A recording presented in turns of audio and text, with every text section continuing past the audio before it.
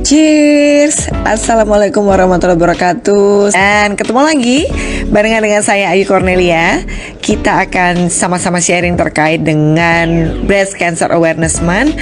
Dan pada kesempatan kali ini saya akan bersama dengan seorang bapak yang luar biasa menurut saya, karena beliau ini adalah support system dari seorang penyintas kanker payudara yang bernama Ibu Yulia. Selamat sore. Pak Didi, apa kabar? Baik ya.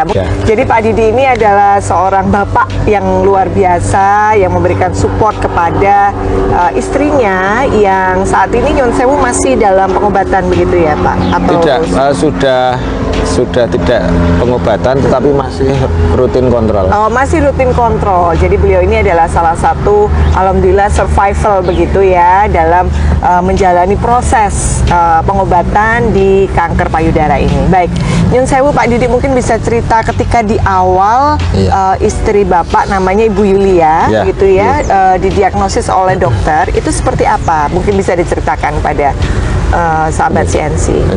Jadi awalnya itu tidak ada tanda sama sekali bahwa Yulia ini mau katakanlah menjadi pasien kanker itu. Jadi waktu itu tahun 2016 pas bulan puasa Ramadan sekitar pertengahan itu. Jadi saya kan bekerja di media massa, terus waktu itu bisa offline bisa online, dan waktu itu malam saya lagi online ngerjain tugas saya, itu terus teras terus ditemani istri lah. Itu istri waktu itu di luar malam merasa dingin, dia terus sedakep kayak gini. Itu malam ya kondisinya ya? Sedakep kayak gini, tiba-tiba jempolnya yang ini ngerasa di payudara, loh ini ada apa gitu, ada yang sesuatu yang keras.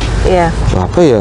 Lah terus kemudian karena merasa curiga, terus dia ke salah satu rumah sakit.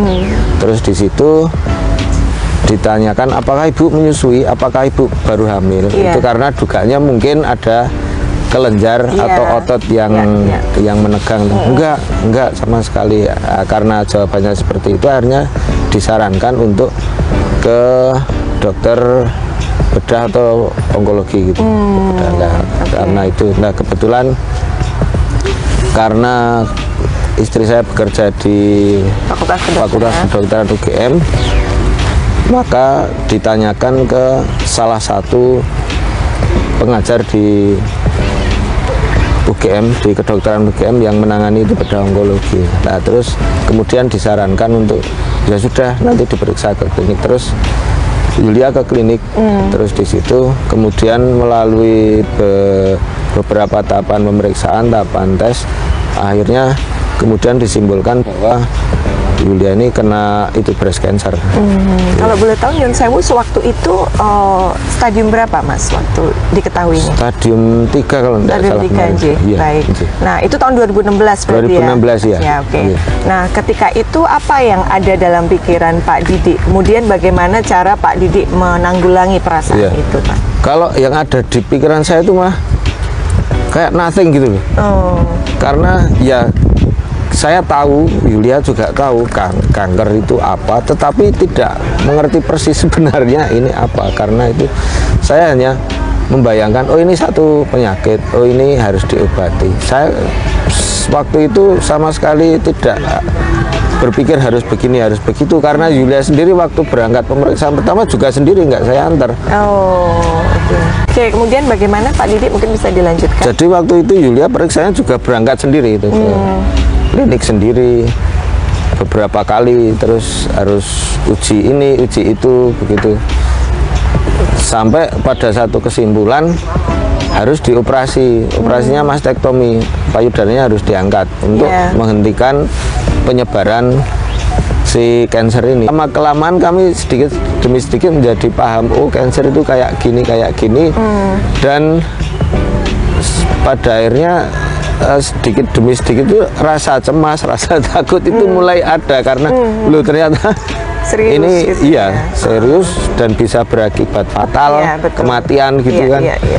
Waduh, ya sudah, tapi kami menjalani hari-hari seperti biasa, puasa seperti biasa, tetapi ada sedikit itu mulai tumbuh besar gitu iya, ya, cemas, gelisah takut gitu. kayak gitu. Oke.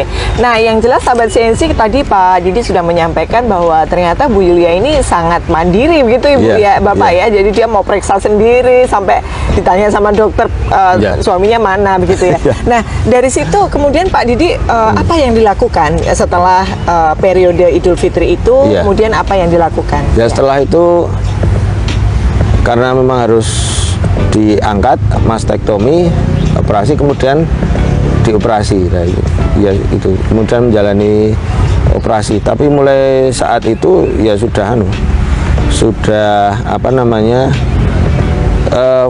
mulai full saya terus Mendampingi iya, gitu ya? iya terus menemani oke. dia Iya, gitu, iya. kadang-kadang Jadi kayak setiap kali nyun sewu kemo, kemudian Iya. cek dokter, Iya. terus seperti itu Iya. ya? Itu Baik. jadi dari operasi, setelah operasi sembuh, selisih berapa bulan nanti mulai kemoterapi. Oh, ya dulu oke. kemoterapinya 8 kali, Iya, iya, setiap kalau seingat saya 3 minggu sekali, ya 3 minggu sekali. Oke. Itu jadi rutinitasnya.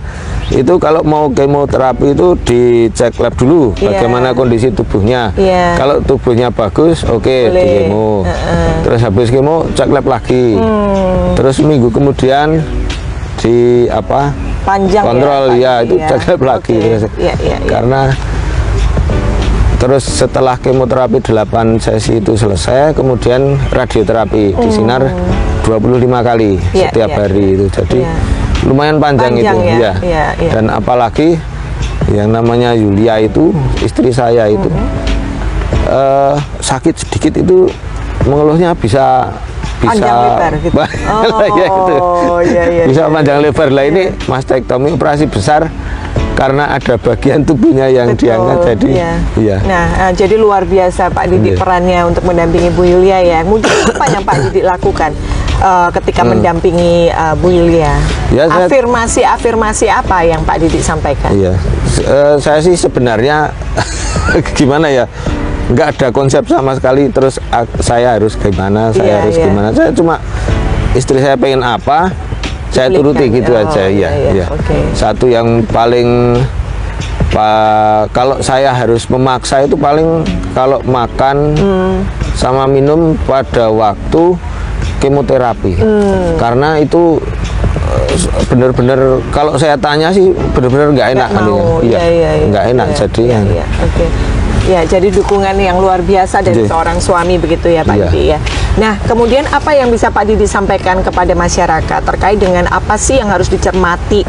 Mungkin selama proses pengobatan itu Iya. Pak Didi jadi tahu kan, kalau dari kacamata awam atau kita sebagai pasien tuh apa sih yang harus dihindari supaya tidak terkena kanker? Kalau seandainya memang amit-amit cabang bayi sampai terkena Iya. kanker, apa yang harus dilakukan begitu Pak? Iya. Oke, yang pertama sel kanker itu kalau menurut dokter itu setiap orang itu punya sel kanker. Iya. Cuma nanti masalahnya itu menjadi sesuatu penyakit yang membahayakan, yang mengganggu atau tidak. Iya. Gitu, ya. Jadi setiap orang membawa itu Jadi dari sekian miliar sel dalam tubuh kita itu, sel kanker itu sel yang istilahnya sel yang nakal, itu tidak mau menuruti ya kemauan tubuh atau bagaimana. Iya, Jadi iya. nanti kalau muncul itu bisa merusak, itu yang dinamakan kanker. Iya, iya. Secara sederhana seperti itu. Kalau misalnya kemudian ada yang mencurigakan, kemudian didiagnosis kanker, langkah pertama ya sudah menghubungi dokter gitu aja. Saya tidak menyarankan untuk melakukan pengobatan di luar medis. Iya. Karena satu, kadang-kadang standarnya itu tidak ada, maksudnya tidak ada standar Ya, ya, apakah evidence based keberhasilannya dan ya lain-lain. kayak Ya, gitu. ya, Kalau ya. dikasih obat juga nggak tahu dosisnya Oke, ya, seberapa. berarti memang harus Iya, medis termasuk begitu untuk ya, obat. perawat Iya. medis. Nggih. Yang Kemudian, ketiga paling penting ini, Iya. karena kalau jalur alternatif nggak ditanggung BPJS. Nah, itu mahal. itu paling penting ya. Jadi tidak boleh alternatif. Kayaknya Ya. kayaknya alternatif murah. Iya. Beli obat paling sekian ratus. Nanti Iya, kalau iya. cerita-cerita orang nanti terus sembuh, padahal tidak sepenuhnya seperti itu. Nanti bolak-balik beli obat habisnya berjuta-juta. Iya, iya, Istri saya kalau saya itu dari mulai periksa pertama sampai radioterapi dinyatakan sudah tidak ada, terus kontrol itu kan memastikan sel kankernya itu dalam keadaan terkendali, artinya jumlahnya di bawah standar. Baik. Habisnya itu kalau saya hitung-hitung ratusan juta. Betul. Tapi karena pakai BPJS itu enggak sebanyak itu. Iya. Apa paling tidak minimal gitu. Iya, betul. Baik, nah kemudian apa yang perlu dicermati kalau dari sisi non medis Pak Didi ya? Jadi kayak tadi misalnya kita olahraga, tentunya berdoa sesuai agama dan keyakinan masing-masing. Apalagi Pak Didi yang bisa kita lakukan? Yang pertama dan terutama jangan stres. Jangan stres. Iya, kadang-kadang kan happy ya. Kadang-kadang orang mikir, wah ini karena pola makan, wah ini pola hidup. Misalnya merokok, misalnya makan makanan berlemak, kolesterol tinggi. Kalau saya amati, ternyata tidak. Tapi pemicunya adalah stres. Karena tekanan. Jadi, tekanan batin, ya itu kan ada. gitu ya. Stres itu kan tempat masuknya beragam penyakit. Betul. Gitu ya. Jadi pelajaran buat kita, sahabat CNC dan juga sahabat Yayasan Kanker Indonesia cabang DIY supaya bisa mengelola emosi, gitu ya, kecerdasan emosi, dan selalu percaya bahwa everything happens for good reason. Segala sesuatu pasti ada maksud yang baik, begitu ya Pak Didi. Mungkin untuk closing Pak Didi bisa disampaikan apa yang perlu dicermati oleh para bapak-bapak atau pasangan di luar sana yang mungkin saat ini sedang mengalami perjuangan dalam mendampingi istri atau pasangan hidupnya. Silakan. Yang pertama tentu saja terus bersemangat. Yang kedua mengingat bahwa suami istri itu saling mencintai, saling menyayangi, saling mensupport ya, nggak saling cuma pas zaman pacaran ya Pak makanya Didi ya. Itu karena banyak ada, saya ketemu beberapa kasus itu jadi ketika istrinya dalam proses terapi ditinggal. Ditinggal suaminya berarti karena, memang dan luar biasa. Bolak-balik misalnya kalau yang laki-laki yang sakit, istrinya nggak kuat karena memang prosesnya panjang sekali. Jadi itu kuncinya itu semangat, dan kadang-kadang seperti saya dihadapkan pada pilihan untuk memilih, dan waktu itu saya memilih untuk keluar dari pekerjaan demi konsentrasi untuk istri saya dan juga anak-anak saya, karena waktu itu anak saya masih yang gede itu umur 13, kelas 1 SMP, terus kelas 5 SD sama kelas 3 SD. Itu karena pasien kanker itu terapinya itu betul-betul menguras emosi. Kemudian saya baca juga di efek kemoterapi itu antara lain cara berpikirnya jadi lambat. Kemudian mudah emosi. Apalagi kalau pas mau kemoterapi kondisi tubuh harus bagus, sel darah putih harus bagus. Kalau sel darah putihnya kurang, terus itu harus disuntik.